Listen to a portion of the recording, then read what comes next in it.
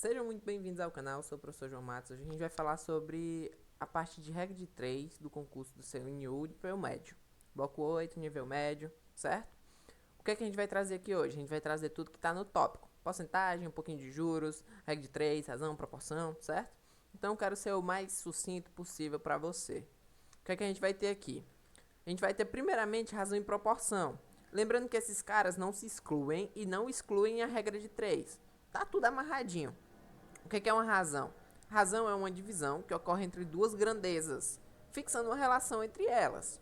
Já a proporção é aquelas mesmas grandezas, só que dados momentos diferentes. Então eu vou ter que usar uma regrinha que a gente vai chamar de meios por extremos para comparar duas situações dessas grandezas. Como é que é isso na prática? Eu tenho aqui 1 litro de suco, 1 litro de polpa, faz 5 litros de suco. Então, minha razão ela vai ser expressa por uma fração ou uma divisão que associa a grandeza polpa com a grandeza suco. Eu tenho aqui uma polpa, 1 litro, faz 5 litros de suco. Então, razão é só esse 1/5 aqui. Razão não é uma conta, razão é uma informação, certo? É uma informação sobre a relação dessas duas grandezas. Já a proporção, 1 litro de polpa concentrado faz 5 litros de suco. Quantos litros de suco eu faço com 4 litros de concentrado? Observe que aqui eu já estou querendo saber essa relação em um outro momento. E se eu não tiver só 1 litro de concentrado? Se eu tiver 4, como é que vai acontecer? O que é que vai acontecer? Então aqui eu já tenho uma pergunta e mais, eu já tenho uma conta para fazer. E aí, como é que eu resolvo essa conta? Essa conta aqui eu resolvo utilizando o método dos meios por extremos, certo? Eu tenho que multiplicar o cruzado. 1 vezes x igual a 5 vezes 4. Então, x é igual a 20. 20 o quê? 20 litros. Então, com 4 litros de polpa concentrada, eu faço 20 litros de suco. Isso é bem simples, bem direto. Só para a gente entender a diferença de razão e proporção. Beleza? E aí, a regra de 3. A regra de 3 é eu aplicar essa ideia de multiplicar cruzado em situações diversas. Beleza? Ah, eu vou poder fazer a mesma coisa? Sim. Mas também vai ter casos que você vai ter que fazer um pouquinho diferente. Tá bom? Então vamos ver aqui o que é o que. Eu tenho dois exemplos. O mesmo que a gente tinha anteriormente, eu vou resolver ele de outro jeito usando a regra de 3. E a gente tem o exemplo aqui das torneiras, que já é uma coisa um pouco diferente. Então o que? 1 litro de polpa, vou chamar 1 litro de polpa, faz 5 litros de suco. 5 litros de suco. Quantos litros de suco, x suco, eu faço com 4 polpas? Beleza. Então observe que é a mesma coisa, só está escrito de um jeito diferente e um jeito um pouco mais simples. Por que, é que eu botei o x ali? Porque é exatamente a pergunta. E aí o que é que eu faço agora? A mesma coisa que a gente fez lá.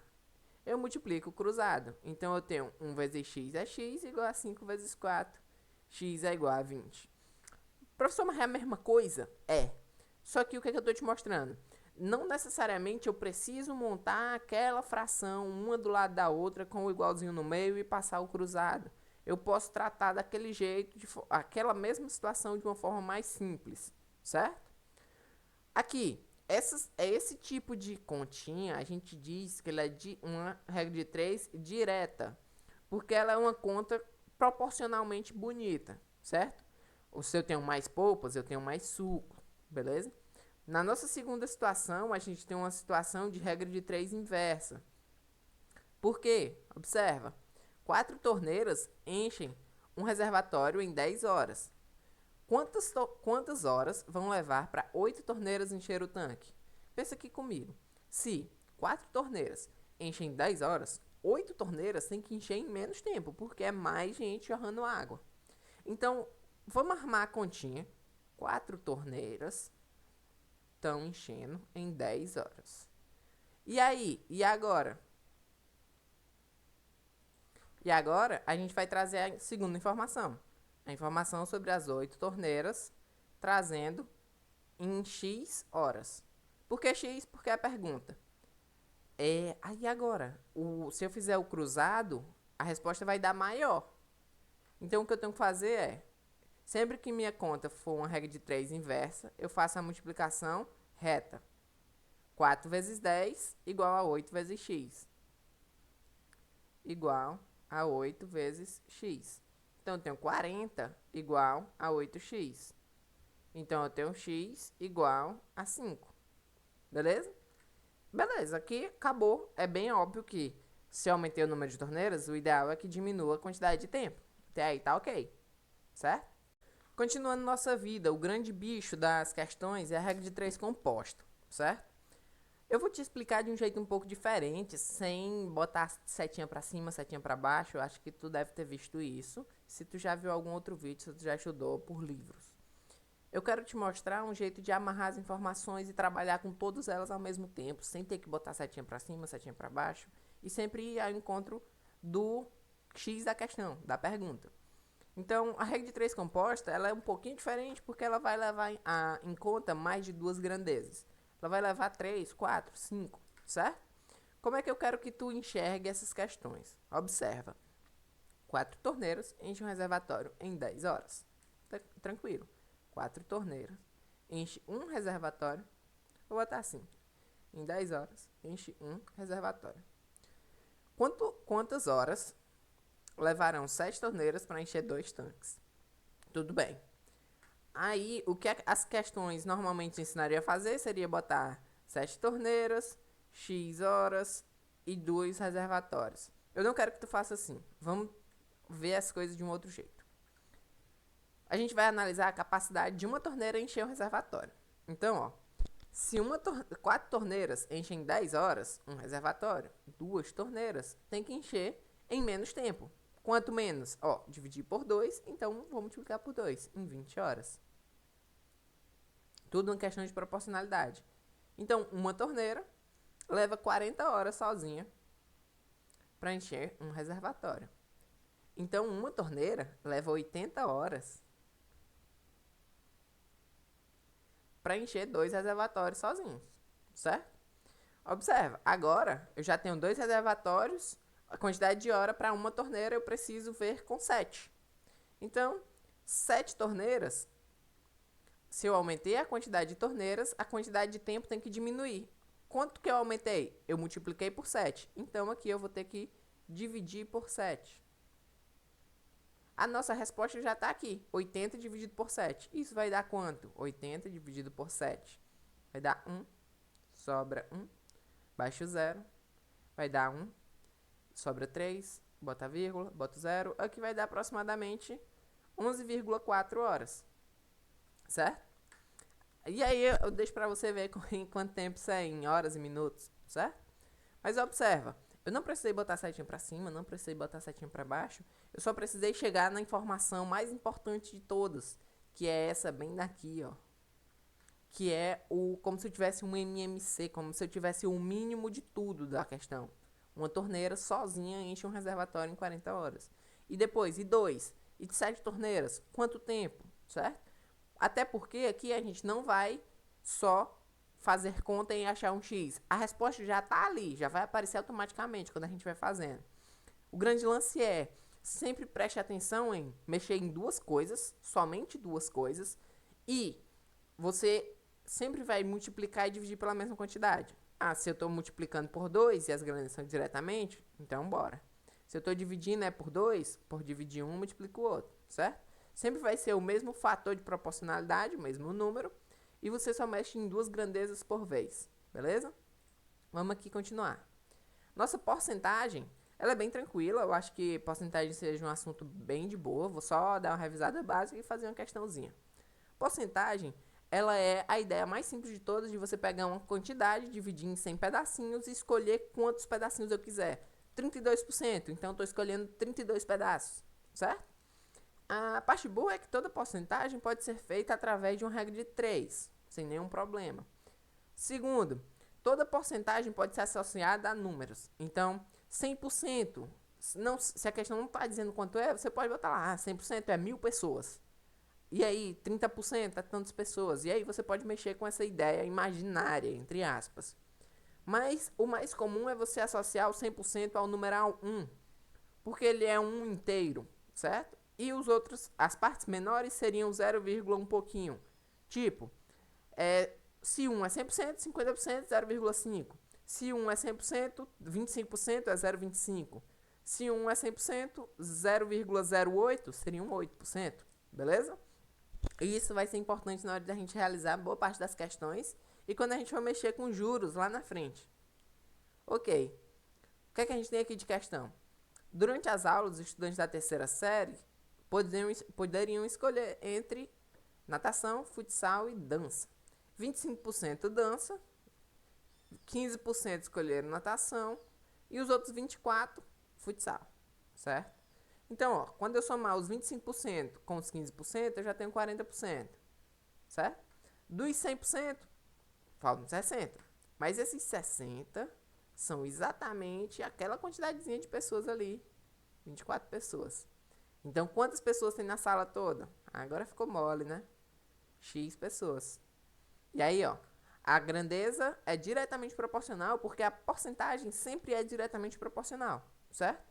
A porcentagem sempre é diretamente proporcional. Então, você vai sempre fazer o meios por extremos. Produto cruzado, eu tenho 60x é igual a 2.400. Aqui, o 24 é múltiplo do 6. Aqui vai ficar bem de boa. Aqui eu tenho 40 pessoas na sala, certo?